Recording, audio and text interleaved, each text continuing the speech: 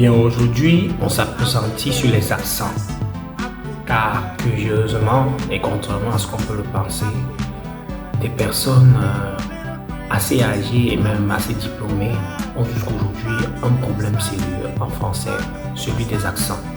C'est vrai qu'on écrit des messages par téléphone, on s'adresse à des gens, mais s'il faut rentrer dans les fondamentaux de l'écriture, on va se rendre compte que beaucoup de personnes jusqu'aujourd'hui confondent les accents.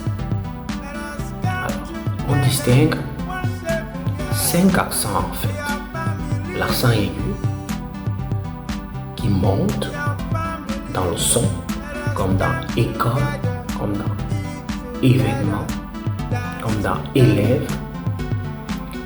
L'accent grave qui descend, comme dans mère, comme dans père. Au milieu des deux, on a un hybride qui est l'accent circonflexe, comme dans la tête. Mais dans le son, l'accent circonflexe se rapproche de l'accent grave qui descend. On a un 4e accent qui est la cédille, ou si vous voulez, c'est cédille. Par exemple, dans garçon, alors, on se rend compte que cet accent fait confondre avec 2 S. 2 S. Enfin, on a le tréma qui se met non seulement dans E, mais aussi dans I. Donc, on a 2 voyelles en français qui portent le tréma. Il s'agit de, comme dans canoë, comme dans Noël et dans I. Alors, quel est l'impact du tréma?